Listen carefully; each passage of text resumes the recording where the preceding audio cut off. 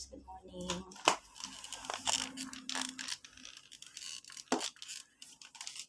Hello. Alam niyo guys, wala namang taong jobless na talagang masipag ka. Tulad nito, ito, trabaho na dito. Yan, trabaho na dito yun. Masipag ka, mas malayo ang narating mo. Hindi ka tambay. Ito, like tatambay ko sa bahay. Ito, trabaho na rin to. Ayan. Kailangan lang masipag. At syaga. Sipag at syaga lang.